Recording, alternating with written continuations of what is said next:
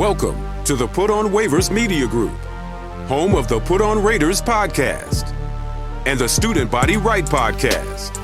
This is your place for the best breakdowns and the best insight for those who fight on and bleed silver and black.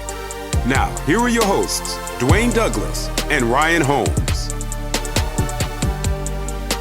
And welcome, everybody, to the glorious episode of the Student Body Right USC podcast. I'm your host, Dwayne Douglas, and as always, I am podcasting off the beautiful shores of the Pacific Ocean. Beautiful day out here in Southern California. We have a special guest. Now, I know you see the logo in the background. Calm down, everybody. Exactly. We got Spencer McLaughlin. He covers the Oregon Ducks, the Locked On Ducks podcast. So you gotta know what's going on around the conference. You can't just we can't just have our fight on glasses on. Spencer, how you doing today? I'm doing fantastic. And for those USC fans who have reservations about bringing an Oregon guy on the show, I talk about USC quite often on my other podcast, Locked On Pac-12, as well. So yes. I'm not unfamiliar, but do I have personal feelings? Yes, as a fan, yes, I most definitely do. We do. So real quick, NFL draft, real quick. I want to know what did these teams who passed on Christian Gonzalez miss out on? I like him a lot. So I'm not saying Witherspoon. I kind of like him better than Witherspoon only because he played in the conference with better quarterback play. But what are your thoughts about him as he becomes a Patriot now? Yeah, I think it was odd after all the pre-draft hype that he fell all the way to 17. Mm-hmm. It was like, well, wait a minute. Everybody had him as their number one corner on the board. Yep. And then my Seahawks took Witherspoon at 5, which better work out, because if Jalen Carter ends up being a stud, I'm never going to let that go. Yeah. But Gonzo then all of a sudden was falling way out of the top 10. And I look at going to the Patriots, and I think he's in a really good spot. I mean, you got the best defensive coach in the history of the sport. And I think what the Patriots are getting is a guy who is a really high IQ football player. He's very, very instinctual, which I think is a really underrated element of playing corner. Is you have to, kind of feel out. And I'm a Seahawks fan, so I know this from Richard Sherman, who's talked about it a lot. Mm-hmm. You have to be able to understand and anticipate what a receiver is going to do. You can be the most talented, athlete on the field as a corner, but if you don't have a semblance for, how route concepts play out, where a receiver is going to go, what's, he indicating, or what kind of tell is he giving in terms of what route he's running, Gonzo's really, really good at that. And one thing that stands out to me the most from his one season at Oregon was that he never got burned. He got beat, but he never got burned. There was never an instance where Gonzo was, man to man or even in zone coverage against a guy and a pass was completed on the receiver that he was covering. That never happened where Gonzo was, 5 to 7 yards away from the wide receiver. He's just too great of an athlete, too smart of a football player, too instinctual of a football player to have that happen. He just has a tendency to stay glued to guys. And that's just kind of the identifiable trait that stands out the most to me is every time, if you want to complete a pass where Gonzo's a primary defender, you got to put that ball with NFL-like precision on the money, because he's going to be right on top, ready to swat it away. So I was surprised but happy for him that he fell to 17, because the Patriots, that's an awesome place to be, a place that prioritizes defense, where he's going to get great coaching and tough coaching, we know, from Bill Belichick. And I think he can be a really, really good corner in the NFL. Yeah, this channel is USC football and Las Vegas Raiders football. So I am with you on the Jalen Carter thing. Tyree Wilson better be damn good, because I know Jalen Carter is going to be a star in the National Football League. I listened to your podcast the other day, and you went over kind of the offensive part of the football team for the Ducks. But what can we expect from the defense?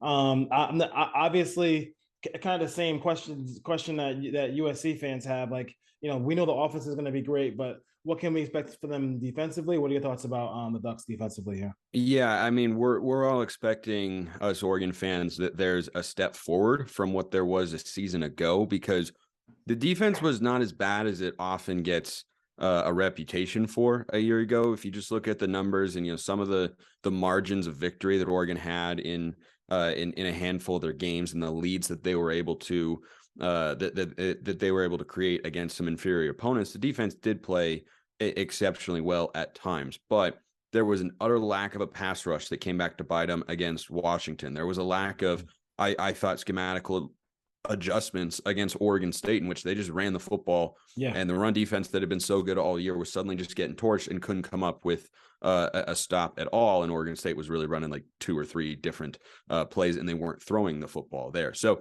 I think there's a lot of growth that can be had. The biggest thing is the pass rush. That's what has to take a step forward, because you've got talent in the cornerbacks room, which has got a lot of position battles going at it right now. I mean, a lot. They just added another one, Nico Reed from Colorado. So they've got 10 scholarship corners in the room. A couple are true freshmen, 3 of them by the time the other 2 get here in the fall, Roderick Pleasant and Dalen Austin.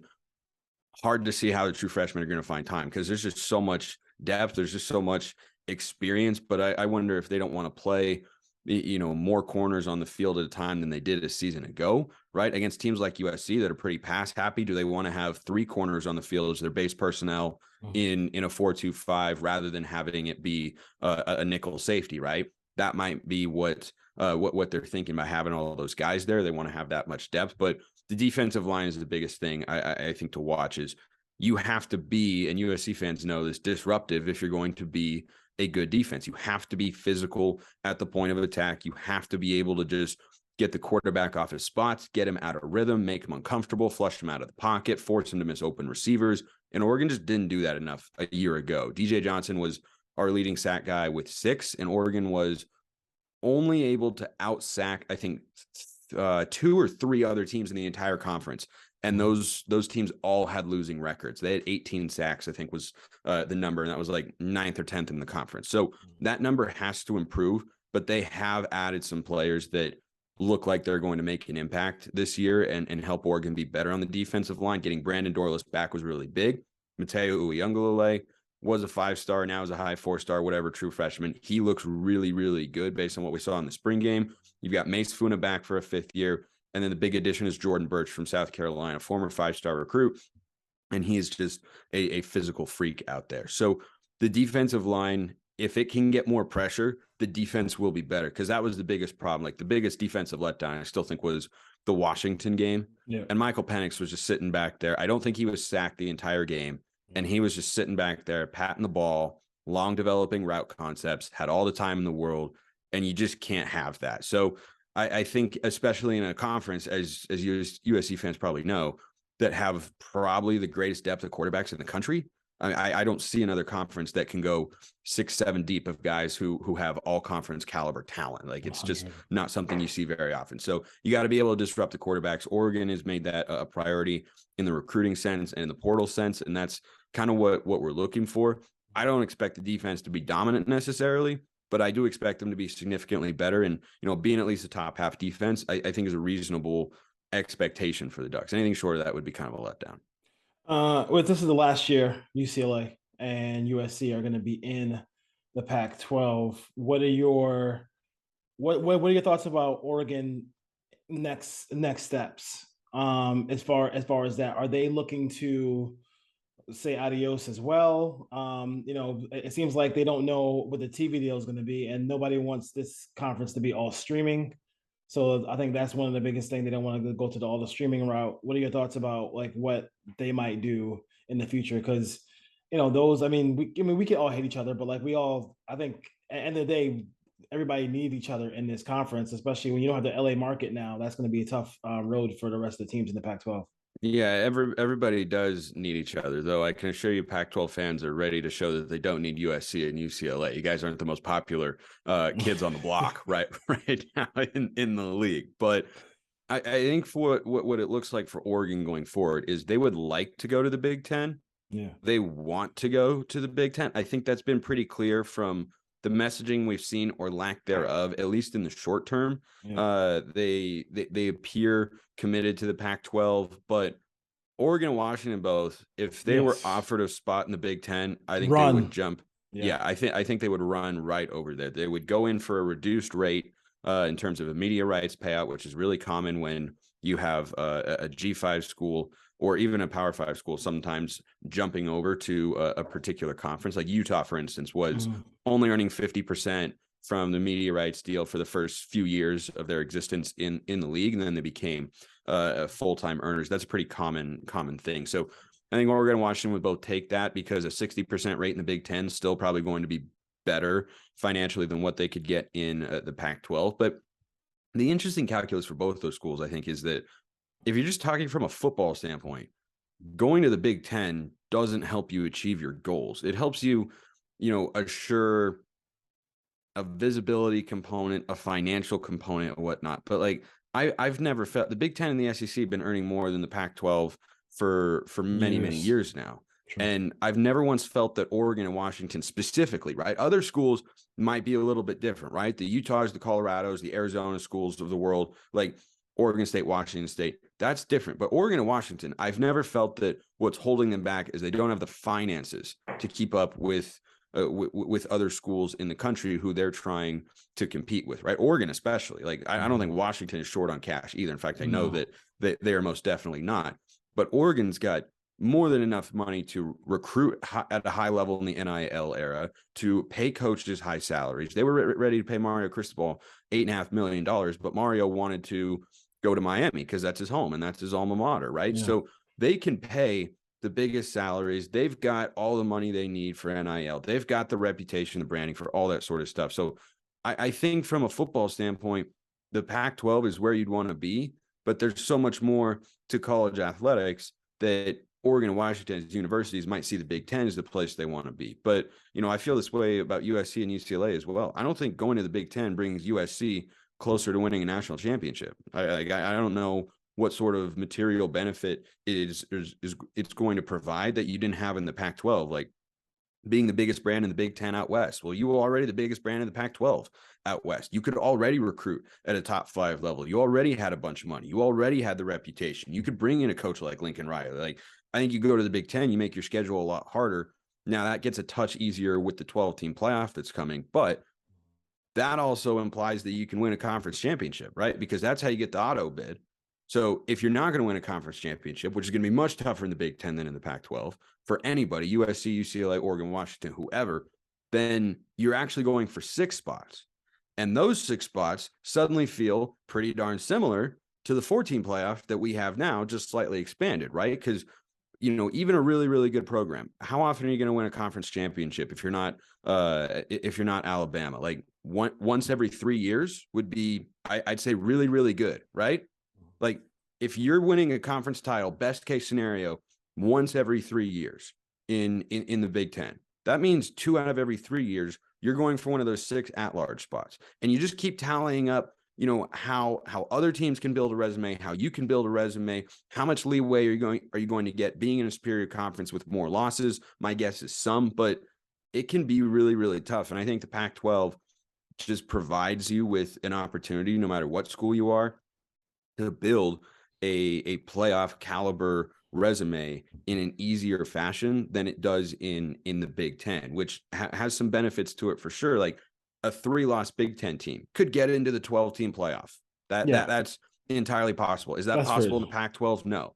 But a 2-loss Pac-12 team, I think, can also get into the playoff. And I don't know if that margin makes it worth it, in my view, just speaking from a football standpoint in terms of what's in your best interest. So, I talk about the realignment stuff all the time on Locked On Pac-12. Like, it's, the content that people love the most. I'm sure you're aware of that as well.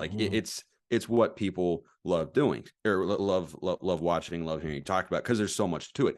And I do find it fascinating, but fundamentally, as a college football fan, I hate it. Like, I don't like it. I like the regionality, love the regionality of college sports. This is what makes it so different from the NFL, but we're just kind of moving to that model. So I'm not a big fan. So long-winded way of saying Oregon and Washington would take a Big Ten offer, but if they end up remaining in the Pac-12, I think they can still achieve most of their goals. Oregon and Washington specifically. Yeah, I mean, I feel a little bit differently about going to the going to the Big Ten. I feel like there's just not as many quarterbacks. Like, I think. Right now there aren't. Right now there aren't. I just don't. Over the years, I just don't. I mean, you're basically Michigan, Ohio State play each other. only one of them gets to that championship game. So you got kind of go through them, but it should be interesting to see. It's interesting to see what happens as far as that goes. I'm gonna miss the battles of the Pac-12. Yeah, I just miss going to Oregon State, miss going to you once it goes away, like it's gonna be like, that off chance that Stanford's good once in a while, like when they used to be good. Like Washington is always a fun game. Washington State, all those things, the battles we have with Utah. It's gonna be. I think they're gonna be. It's gonna be. Well, I think we're headed to AFC, NFC. In college football, it feels that way. I don't think that's super imminent. I think that's long term. Yeah. Right. I think short term, Pac-12 gets a media deal. What it looks like, I doubt it'll be all streaming. By the way, that is highly unlikely that it'd be an all streaming deal. It can't be. No, I know. I don't think the presidents would go for that. So it's football. No way. Yeah, exactly. It's college football. It's the most valuable sports television commodity that there is. Like basketball, at the college level especially, doesn't come even close to the viewership or revenue that football brings in. Like football is absolutely king. So I think that what it looks like for now is the Pac-12 gets a media deal that's probably in the 4 to 6 year range. My guess would be 5 or 6. I think 4 seems a little bit short, but 5 to 6 year range. Then they hit the market again before all the other conferences come up. The ACC probably remains stuck in their media deal through 2036, even though schools clearly want to get out of that, or at least increase the dollar figure that they'd be able to get. And then the SEC and the Big Ten don't have to worry about a thing because they've got all the money, they've got all the schools, they've got the branding, history, everything to just keep winning at a high level there. But I think the next round of realignment, which was, several years down the line, I think that's when you could see bigger mergers or more schools leaving. But USC, UCLA leaving, that was cataclysmic, seismic, ground-altering shift in the college football landscape. I think even more so than Oklahoma and Texas going from the Big 12 to the SEC, which is a big move, no doubt, because put the Big 12 on the brink of extinction there, and they were of course able to find a stopgap solution. But that's what these feel like. Ross Dellinger had a great piece in Sports Illustrated the other day. I think it was last week. You should definitely go check it out. And he talked about how the Big 12 moved to survive whatever the Pac-12 ends up doing here. They feel like stopgap moves, not long-term moves, right? So if you get Oregon and Washington on board, and I suspect they will, if you get Oregon and Washington on board for now, the Big Ten can decide at any point in time, we're going to offer Oregon and Washington. We want them. We want to have more of a West Coast pod, and they're going to jump. And there's nothing the Pac-12 can do about that. And I don't think that would have been the case prior to USC and UCLA leaving. If USC and UCLA had stayed, I don't think Oregon and Washington are so keen on going, but they don't want to feel, especially in a football sense, that they're being left behind. And I think the Pac-12 is struggling with that. And it's a tall task to try and regain that reputation of being a conference that is infinitely desirable compared to the other two, because the Big Ten and SEC have just pulled away so much. I don't know that anybody could catch them. Between the Big 12, the ACC, and the Pac-12, it kind of feels like it's us three against those two in terms of winning a national championship, playing games and whatnot, because they feel like the others, they feel like the villains now because they've got more money. And, as USC knows, when you have more money, you inherently become the villain.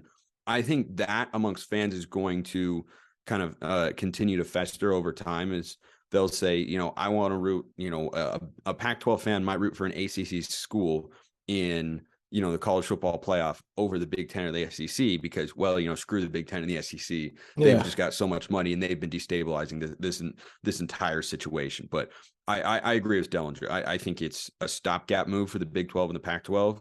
And it's, all they can really do right now. But 5-6 years down the line, these conversations are not going away.